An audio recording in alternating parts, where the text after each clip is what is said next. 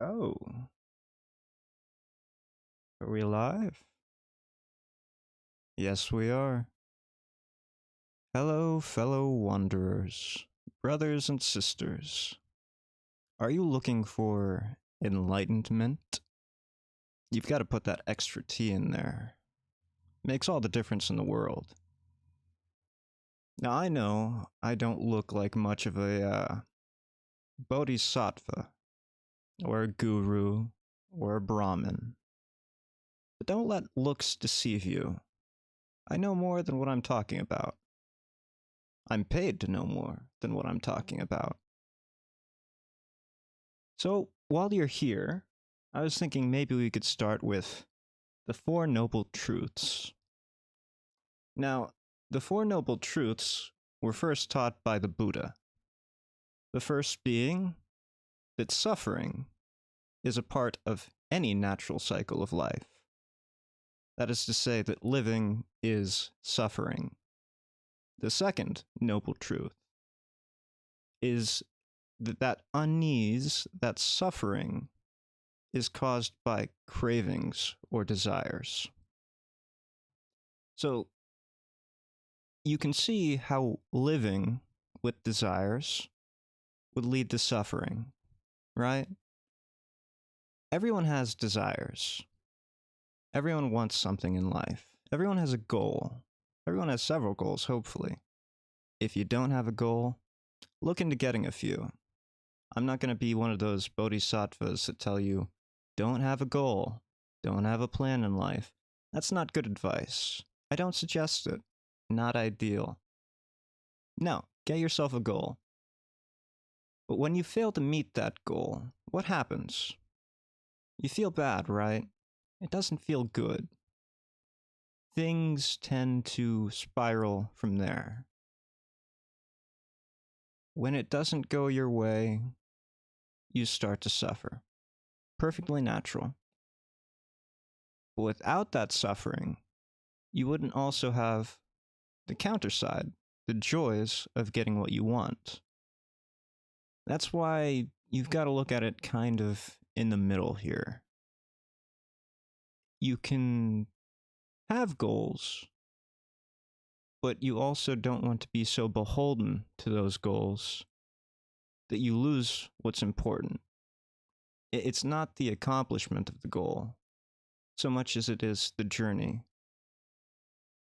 So that leads us to the third noble truth. You can find your way out of this natural suffering through letting go of these desires. I know, I just told you to have desires and goals, but I also told you not to become beholden to those goals and desires. And that's the key. I can't stress this enough. You can have goals and desires, perfectly natural, but you cannot follow them exclusively. You cannot let yourself become downtrodden. You can't let yourself suffer when they fall through. Just keep trying. That's life, right? Sometimes you make a mistake, sometimes things don't go your way. But rather than suffer through that, just let it go. Just let it go. Don't confine yourself with the shackles of your own desires. Third noble truth. And then that leads us to the fourth noble truth.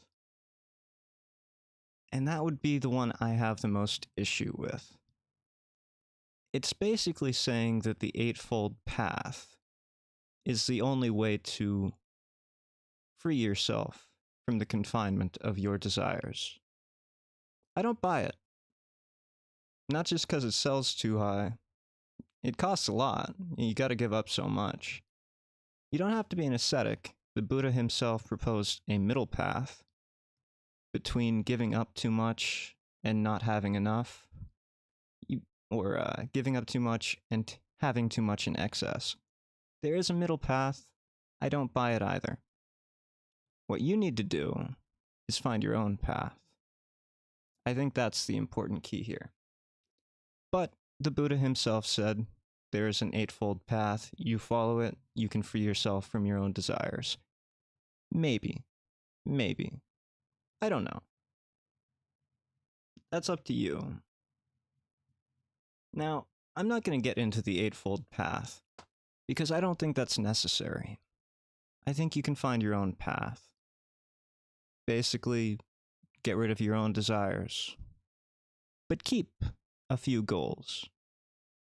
Don't hold yourself so tightly to the outcomes. It's very much stoicism, in a sense. You can't control how the world's going to treat you, but you can control how you react to how you react to how the world treats you.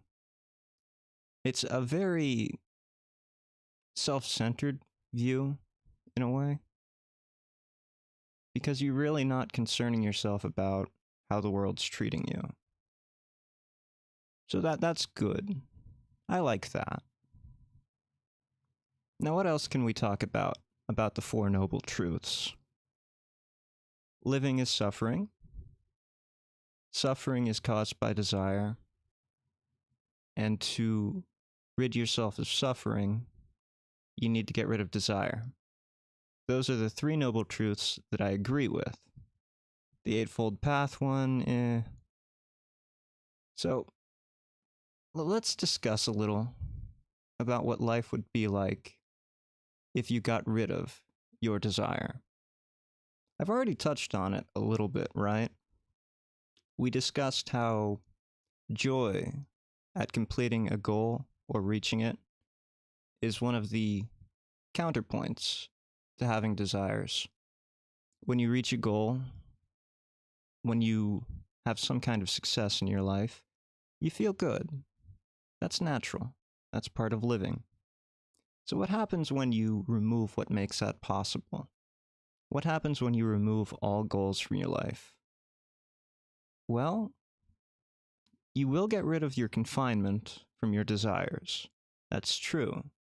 But you'll be living the life of an ascetic, out in the mountains, eating whatever you scrounge up. And let me tell you something, that ain't a bad life. Been there, done that. Not that hard. You just don't want to eat poison. It's very good. It's very possible. But at the same time, it's not one that I would advocate for the normal person. What else is there?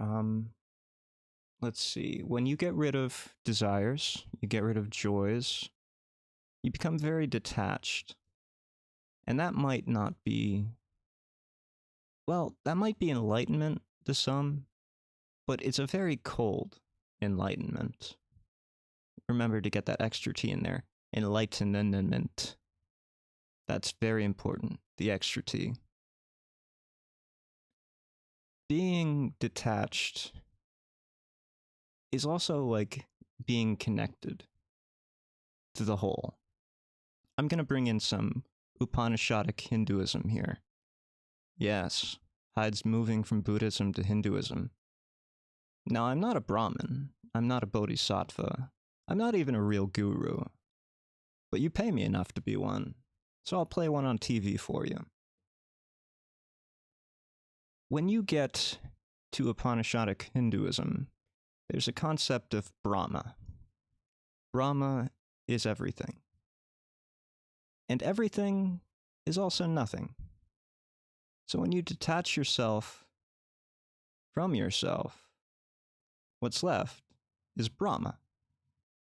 But Brahma is also not what you are. Funny, isn't it? There is some debate over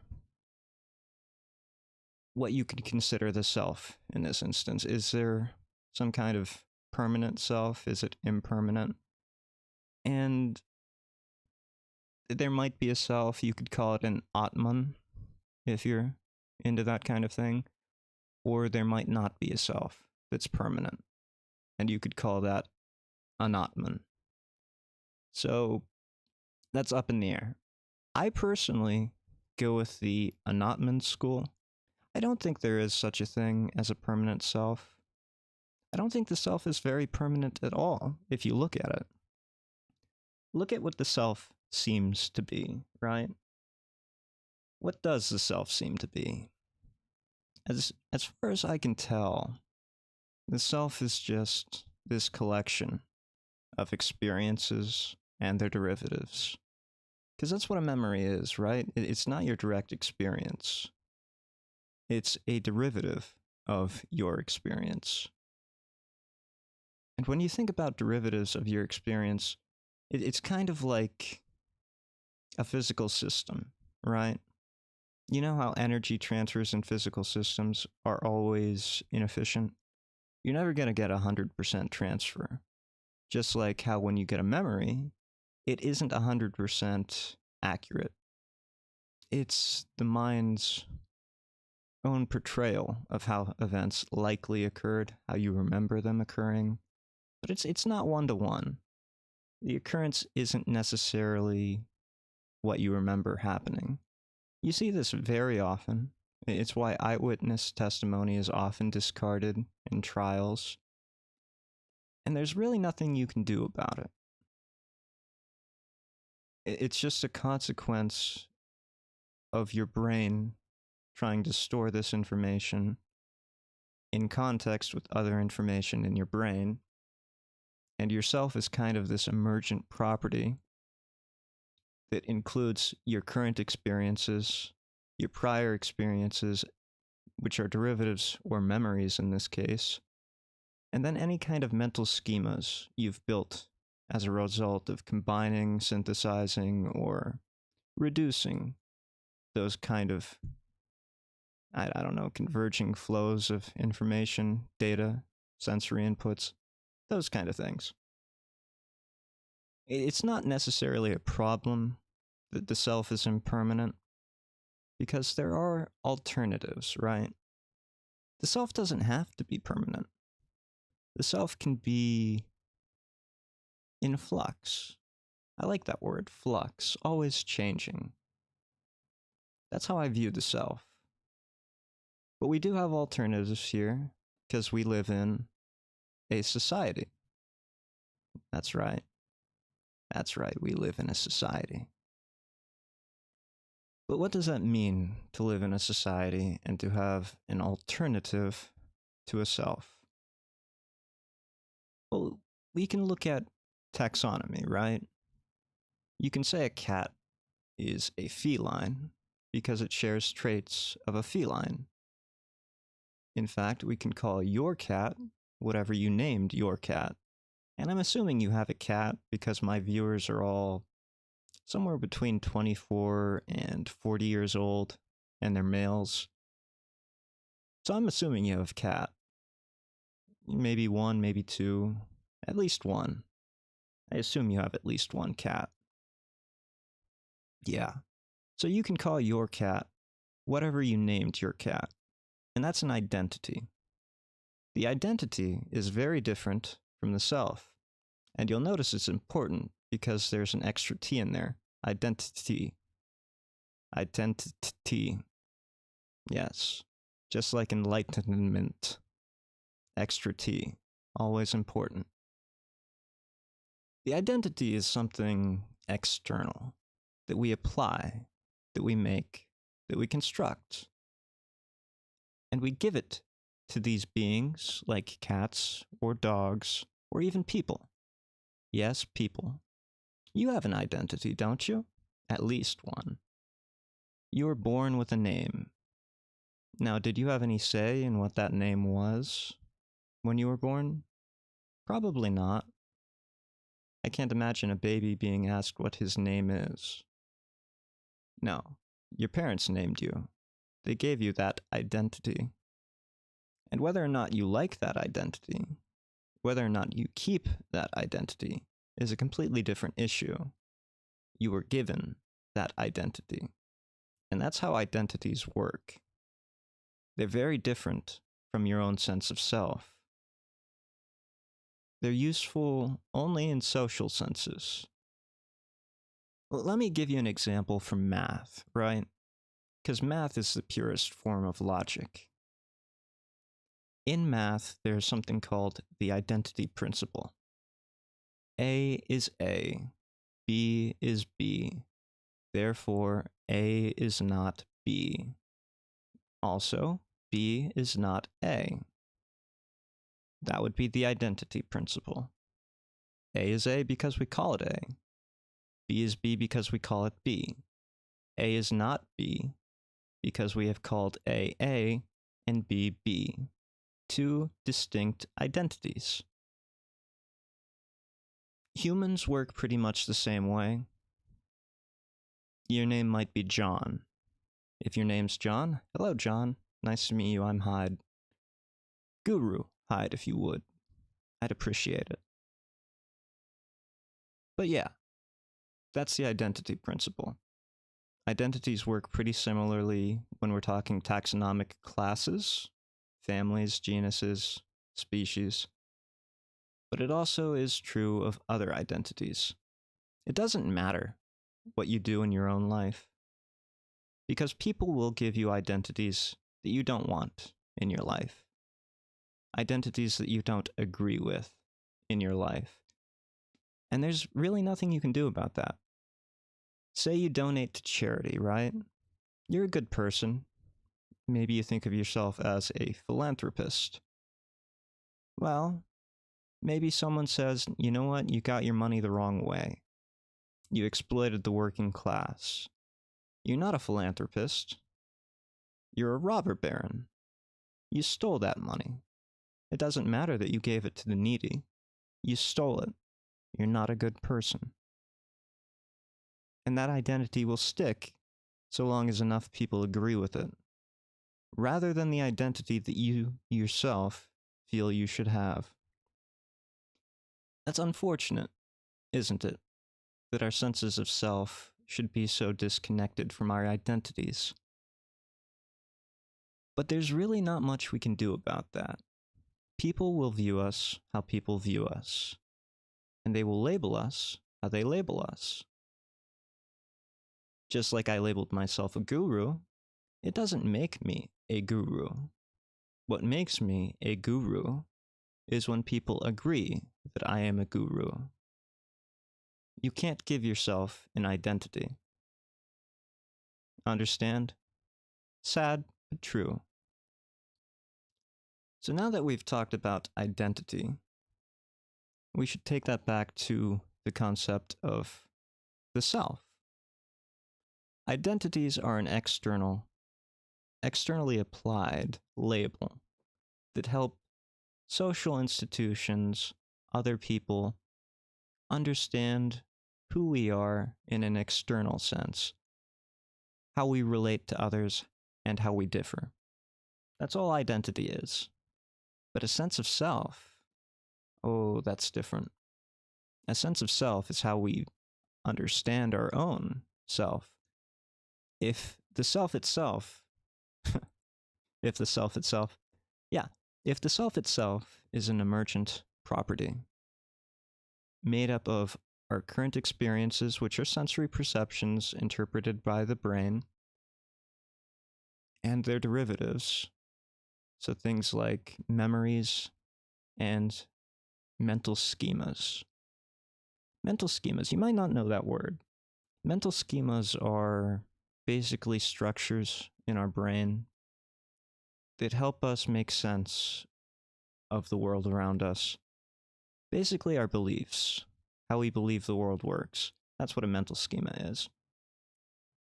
So if the self, which is comprised of those things, is an emergent property, then the sense of self is an emergent property of the emergent property. It's very fractal, isn't it? Excuse me, I do apologize. I'm still very sick. COVID has these false recovery periods. Not ideal. But I wanted to record this. As you can see, I'm having fun. So, sense of self is an emergent property of an emergent property. It occurs when the mind, or in this case, when the mind starts perceiving itself. It's a very strange thing, isn't it? Have you ever considered that? The mind can perceive itself. It's very strange, especially considering that the mind is immaterial. As far as we know, at least. You can't hold a mind. You can't weigh it. You can't measure it. It's there, possibly. But do you know anything about it? Can you put it in a test tube? Can you cook it over a Bunsen burner? Not that I know of. So, you know, it's just one of those things. Very strange to think about. So, the sense of self. It's not an identity in the sense that it's not useful for social interactions, right? And that's what identities really are useful for.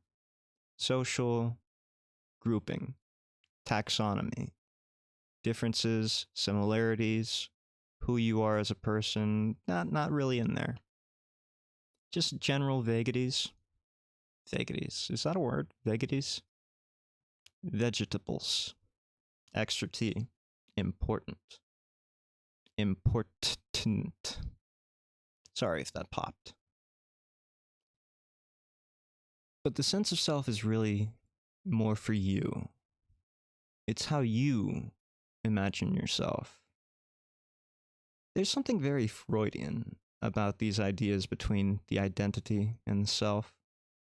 Something very Freudian, like Freud proposed that there was the id, which are our base desires, the things we're trying to separate ourselves from as long as we're trying to follow the Four Noble Truths, the ego, which would be kind of what we are in general. You could consider the ego analogous to the self, as far as I'm talking right now. And then there would be the super ego, which would be kind of our inflated understanding of ourself. And you could consider that analogous to the sense of self, although it doesn't necessarily have to be, inflated. It's just how you see yourself, how you would like to be seen by others, how you think others should see you, not necessarily how they do. And that's fine. We're all entitled to have people. No, that's not quite right. We're all entitled to pursue the ability to be seen how we wish to be seen. I don't think anyone would disagree with that. Well, that's not true, is it? There are plenty of people out there who don't want us to be perceived how we would like to be perceived. And I imagine, as a guru, I don't really agree with it, but I can understand it. They have their own right to feel however they want to feel. I'm not gonna tell anyone not to feel how they want to feel. No. Even as a guru, even if I am enlightened, that doesn't mean I have the right to be a moral busybody. I'm not supposed to be out there policing others' actions. I'm only supposed to help people see the path I took. The path I took isn't even necessarily the path that you need to take. As I said earlier, I think we all have our own unique paths.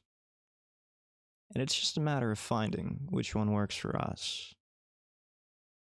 Unfortunately, some paths will be more destructive, more damaging, more hateful than others.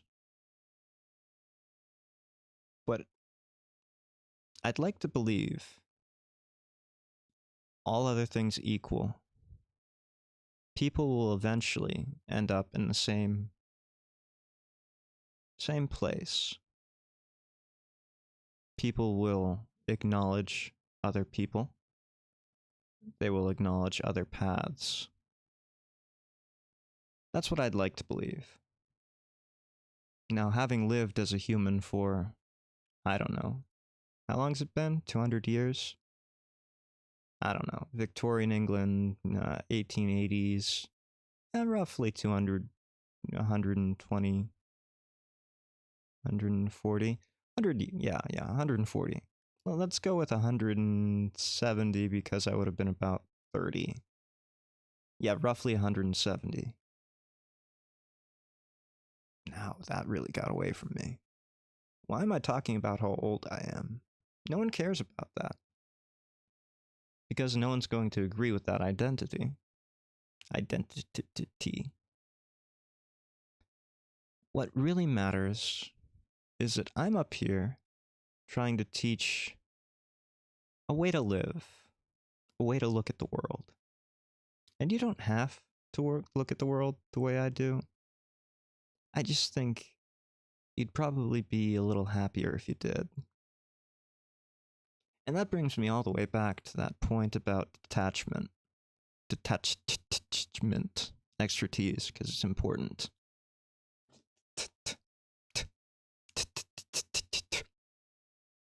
Yeah. When you detach yourself from the world, you find yourself really in a void, a cold void, but not necessarily an unwelcoming one.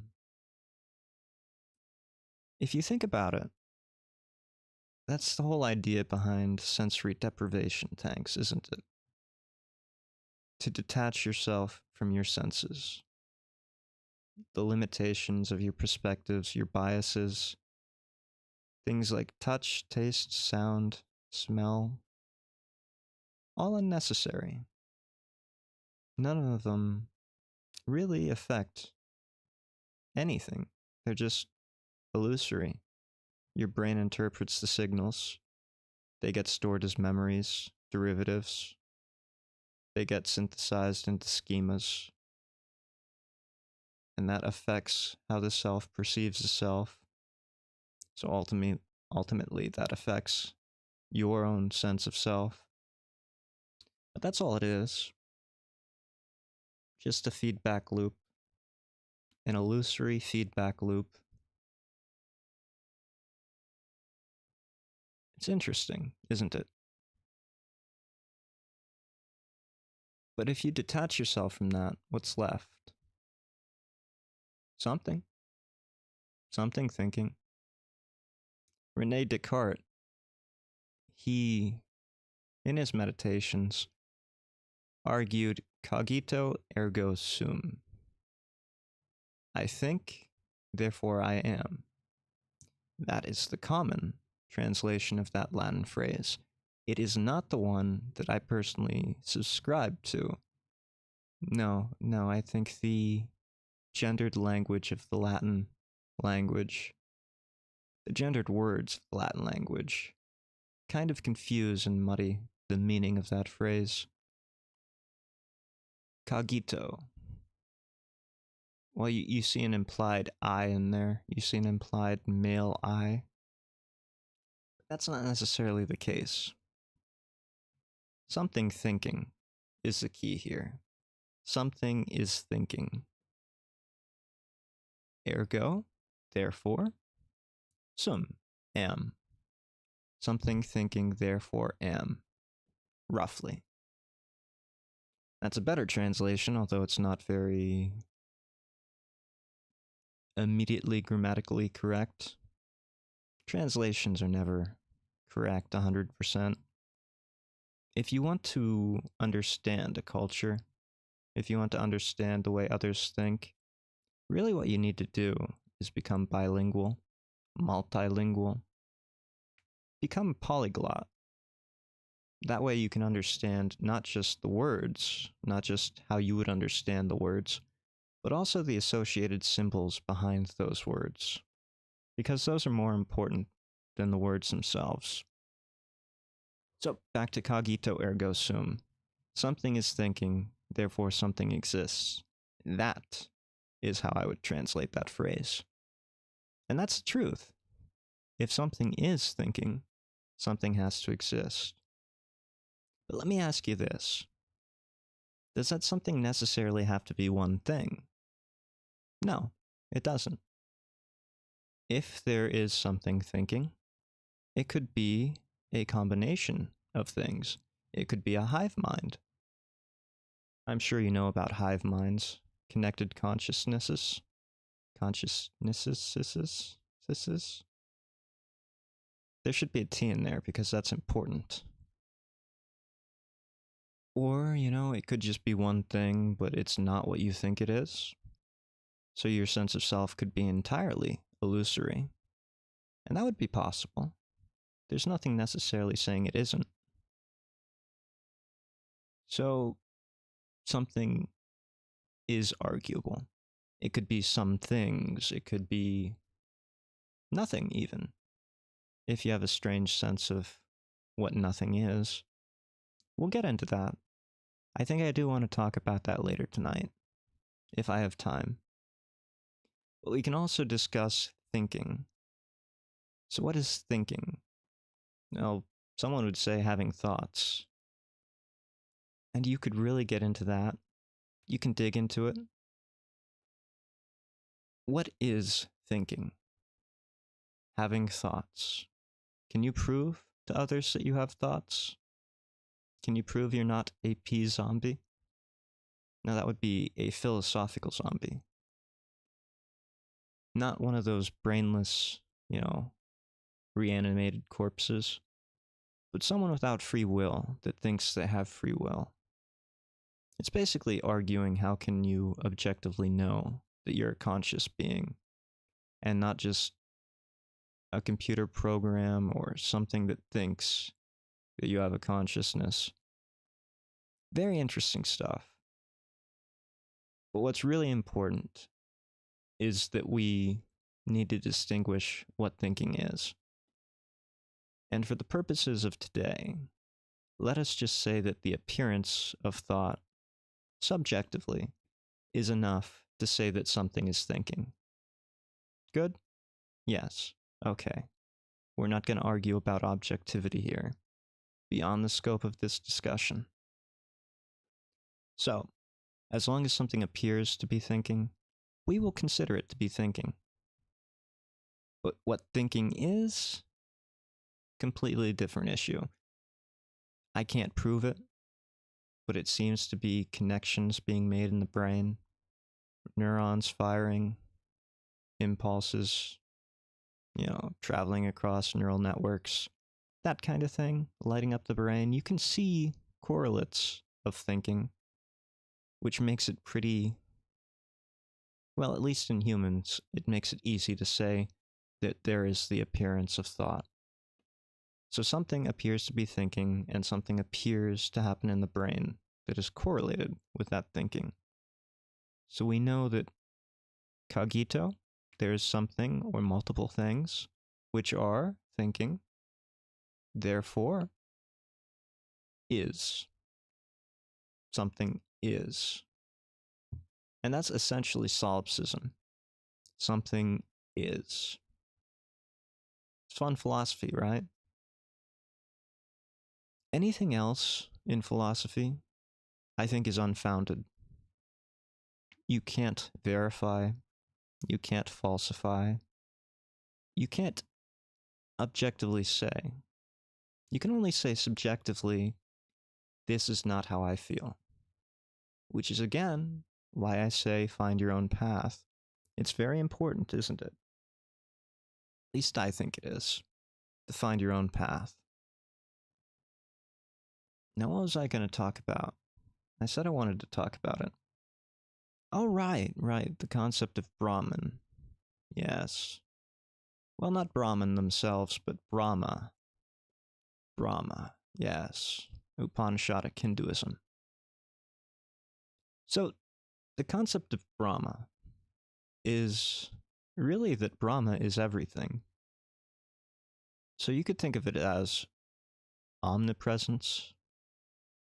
So any really omnipresent thing or entity, that would be, well, not directly equatable or directly analogous, but close enough that we could make the same argument that I'm going to make here.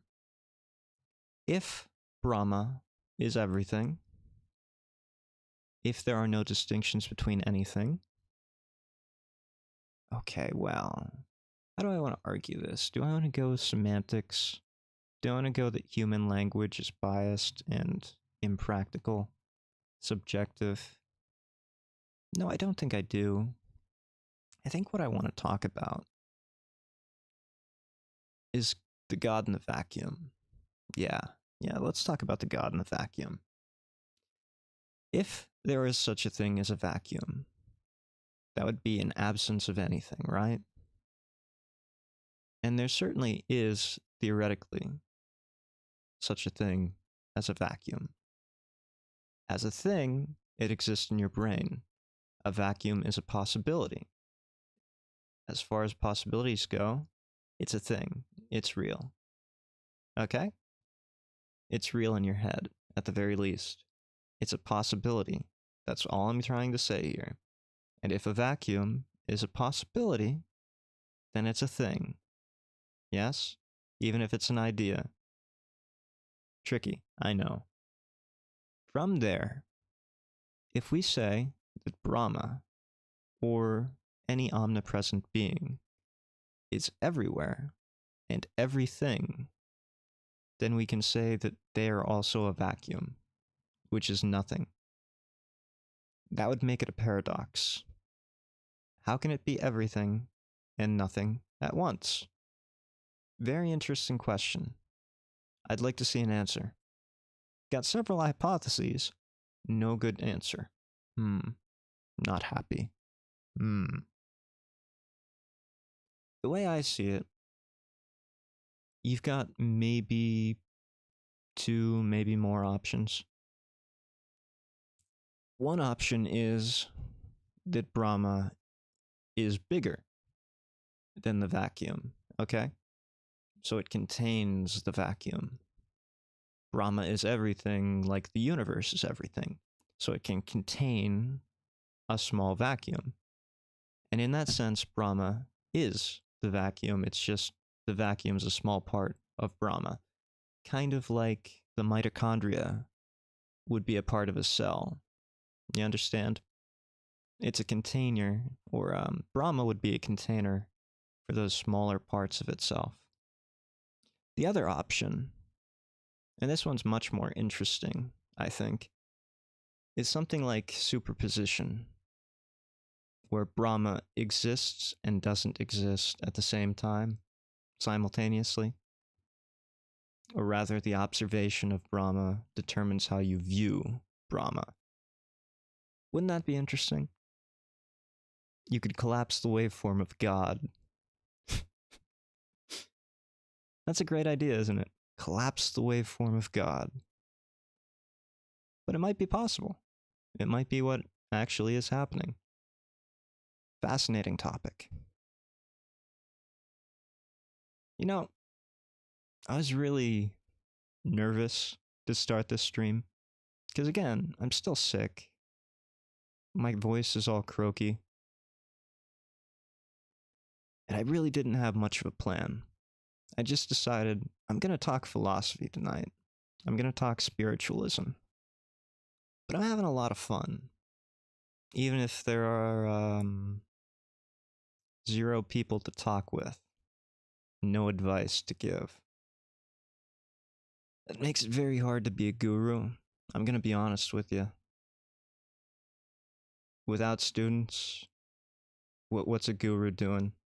Speaking out into the void? Well, it's not so terrible, because the void is Brahma. The void is Brahma. Yeah. So I'm speaking to myself, because I am also a small part of Brahma.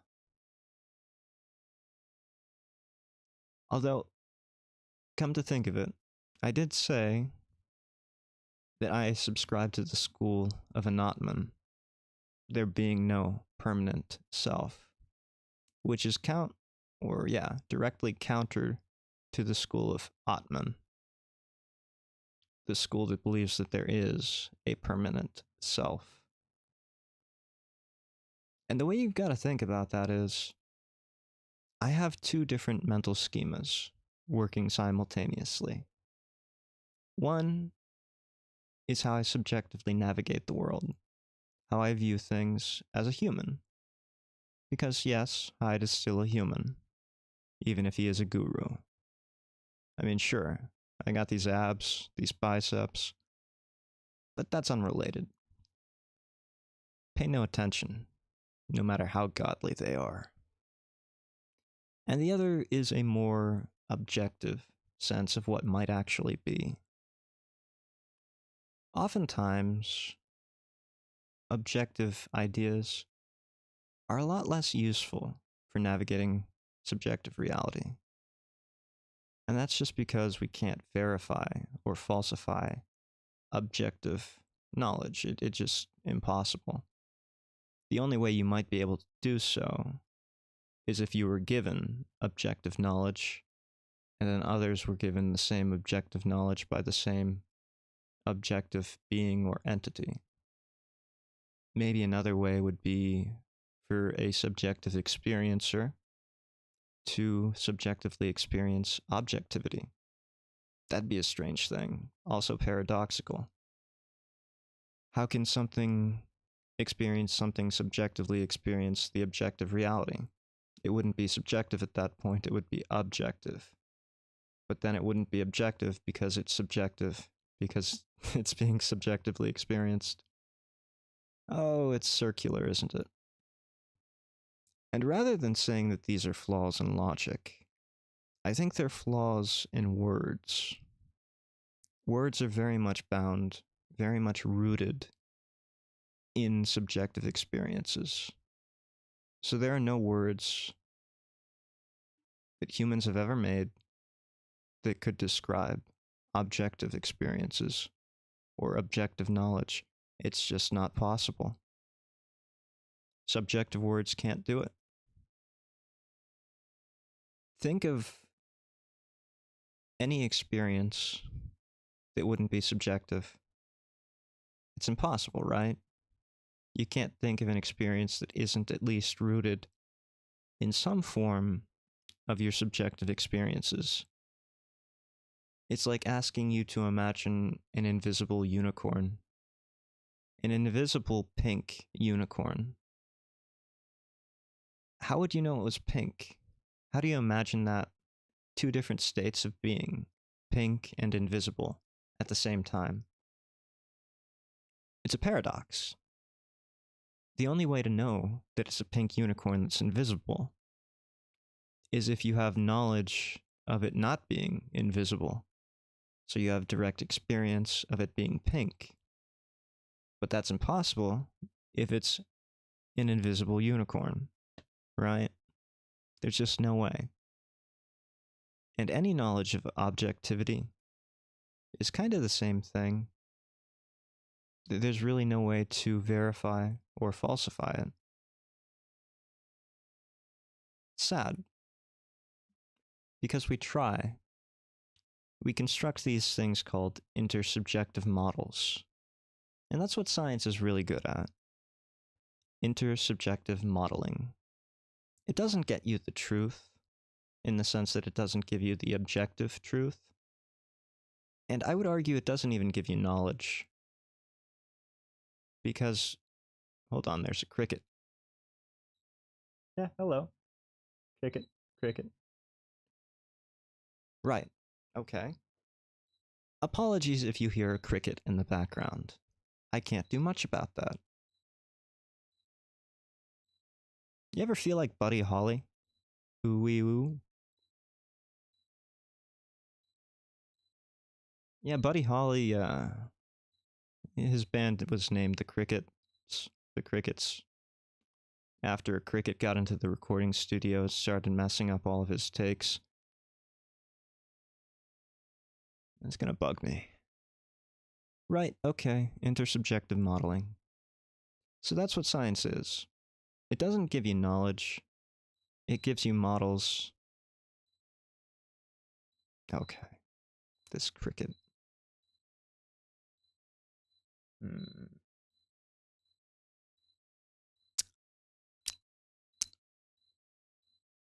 I don't know if you're gonna pick that up or not, But there is an annoying cricket, and it is very loud. Science gives us intersubjective models. Inter meaning between. Like, oh, I shouldn't use that example. That would be a very bad example. Interspatial, between spaces. It's the same prefix.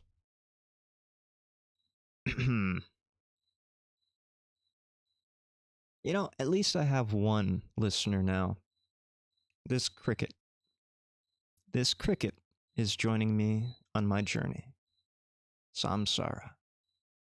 Brother Cricket would like me to tell you. Well, I don't know what he's trying to tell me. Probably that it's warm out. That would be my guess.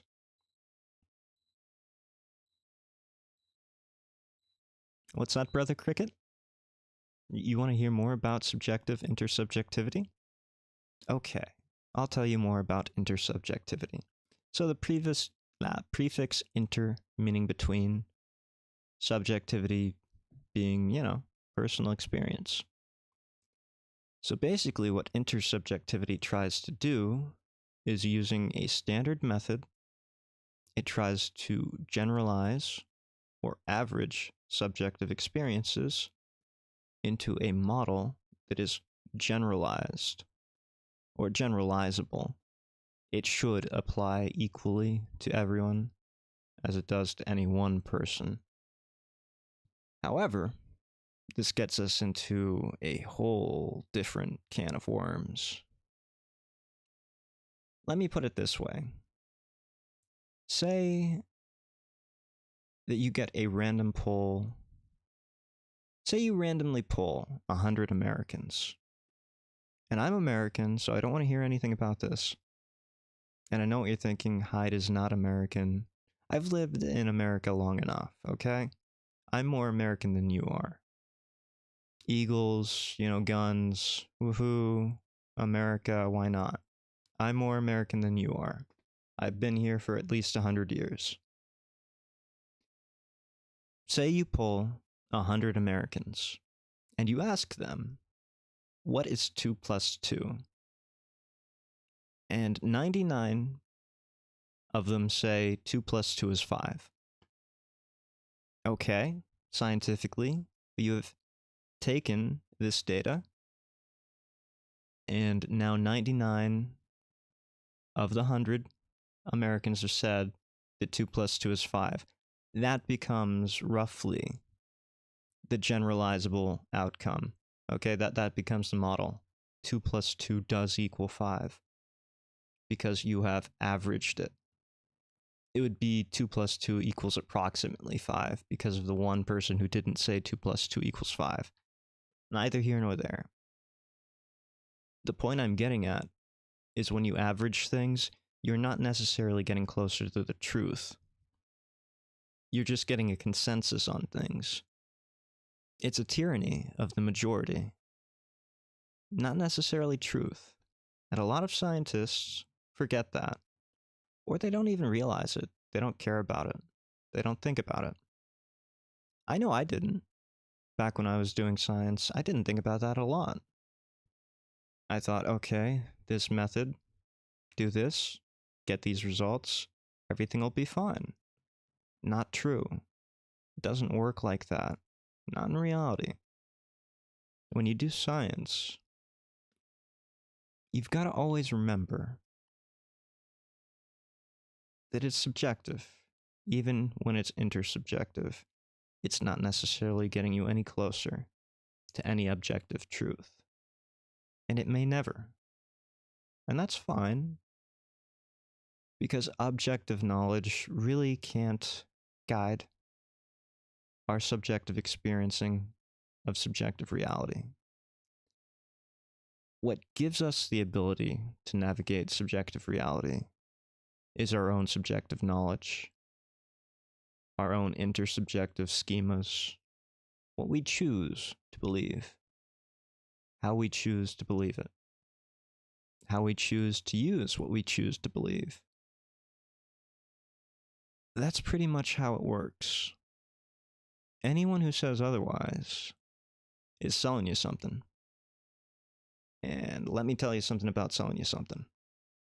If you believe that, I've got a 10 series course, $9.99, 10 easy payments, one really difficult payment. If you can, I'll take it. I don't mind fleecing the gullible. I'm a guru here, not a Buddha. I'll teach you all about life. Wouldn't that be fun? All right. Now let's see here. I was supposed to... I was being very optimistic. I was expecting to get at least one follower this stream. By which I mean I was expecting to get one brother or sister. And technically I did. I got Brother Cricket. But I was expecting, maybe I'll get someone who asks a piece or ask for a piece of advice or request. So I'm just going to make up my own, because that seems like fun. This piece of, this request comes from a Mr. Eduardo. Yes, Mr. Eduardo. And he asks, "Hey Guru Hyde, I am just joining up with a college." Well, why are you making it sound like you're joining a cult, brother? It's not a cult. Neither are we. Okay, going on with the letter.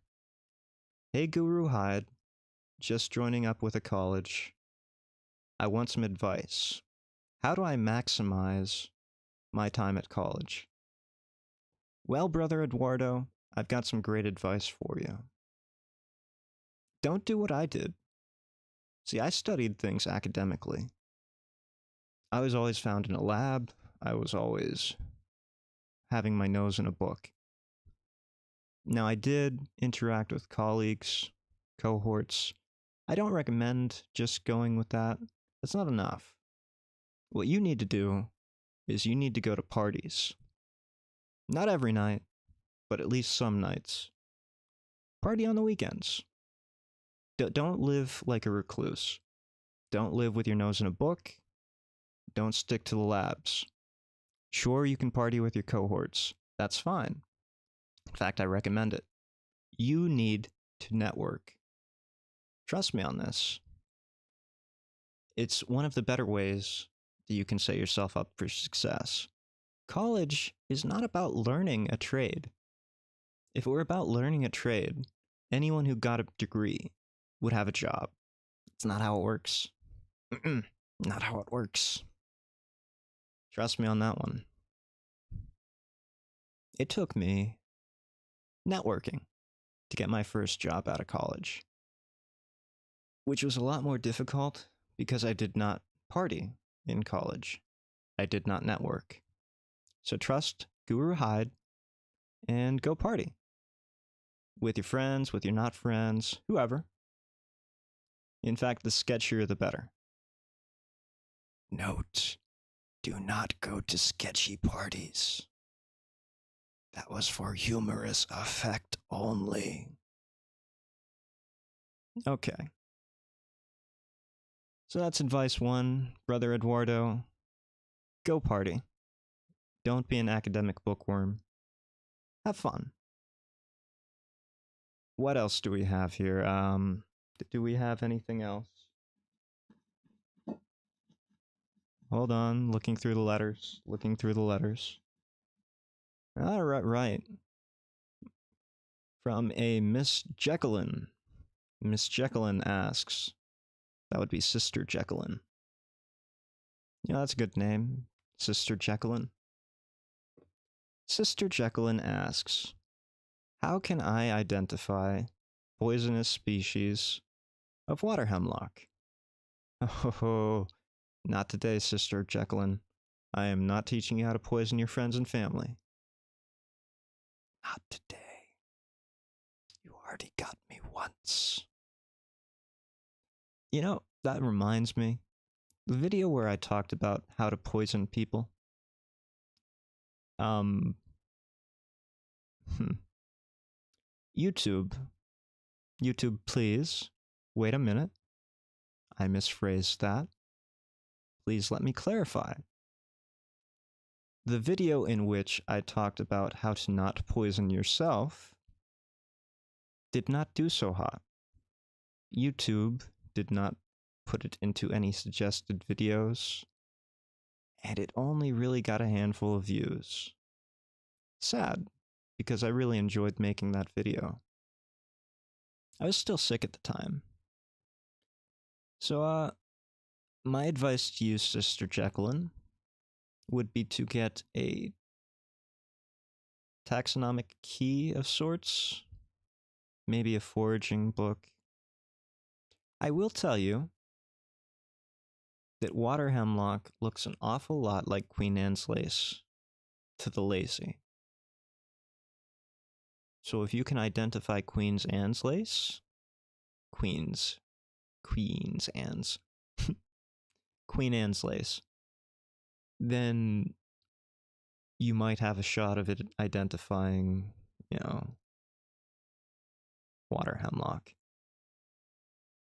Now, I will say this to anyone else listening. Please do not consume anything you do not know. Please do not knowingly consume poison.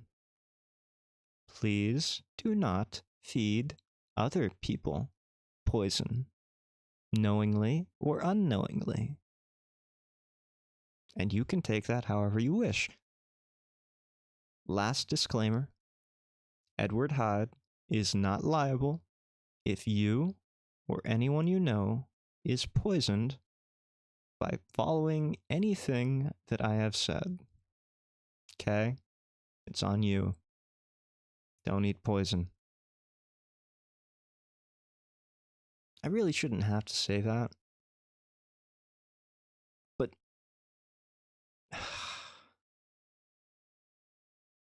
it's America, right? I imagine Americans are going to be the ones watching this. And the sad thing about America is we used to be a country of self-sufficient people. We used to be able to forage, we used to be able to identify things. But a lot of us have lost the ability to do that. And ability is important because I add an extra T in there. Ability. Sniff. Yeah. So that's really sad, but it's understandable. After the Industrial Revolution, most business was found in cities, right? So yeah, of course, people aren't going to have the ability to experience foraging in nature. Yeah, I guess there are things you could forage in big parks and cities. I don't know if I would, especially not in New York. A lot of New York is like highly polluted, and not for the reasons you think. I'm pretty sure it was Manhattan. It was all just agricultural pollutants. And that's been that way for what, 100 years, roughly? Just fertilizer pollution. Strangest thing, isn't it?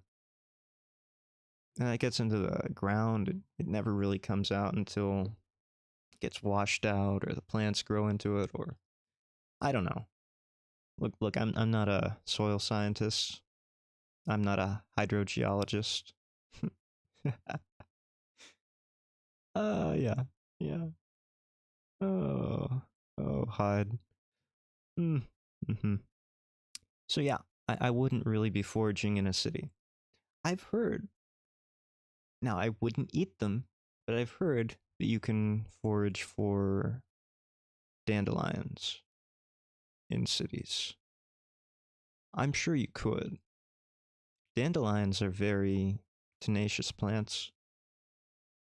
Dandelions, they'll grow in any crack.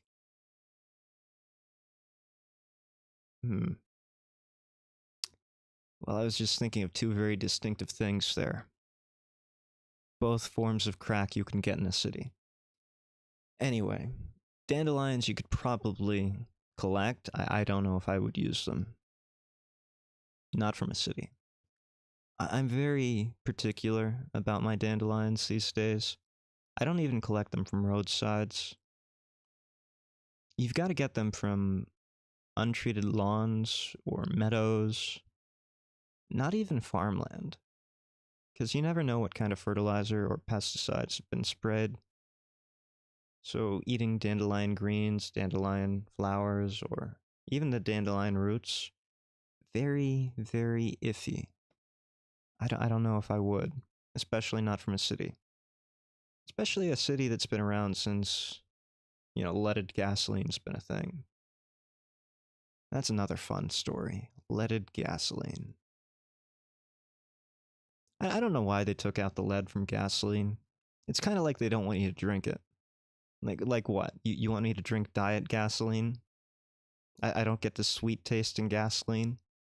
Well, maybe I want to drink the gasoline. Maybe I want that sweet, sweet gasoline. The Romans, they used to drink lead all the time. Lead in their aqueducts, lead in their wine. Yeah. Their lead decanters. Give that wine a sweet, sweet flavor. Now, I know. The aqueducts were apparently coated with calcium and magnesium salts. I don't care. You're still getting some lead in your system. What was I talking about? Something about dandelions before that. Pollution. Don't forage in cities. I think I'm losing my mind. I really am. I don't think you can hear that cricket anymore. He's a lot more quiet. Brother Cricket over there, he doesn't like me rambling. I'll tell you what, a lot of you don't like me rambling either. I can tell. Hyde can tell. I see you. This is gonna be fun, this whole stream. I mean, the only saving grace about this is I know no one's going to watch an hour into this stream of madness. I didn't prepare anything. This is all just me rambling about things. Like the most work that went into this, you're seeing it. The background, this cutout I've put in front of my face. And really all I did there was make the cutout for my face. Yeah. Maybe I'm still too sick to be, streaming. But I really wanted to, It's been a while. It's been a long while since I've streamed. Probably, I don't know, weeks before I got sick. Been focusing on videos. And returning videos have return investments. No one wants to watch an uncut stream, right? Then again, no one wants to watch my uncut videos either. Huh. I'm gonna get this. One way or another. I'm gonna get this. I think shorts are gonna be the way to go. Yeah, shorts. In fact, this has been a fun stream and all, but I think I have more work to do tonight. So let me know in the comments if any brothers, sisters, or whatevers want more of this kind of content.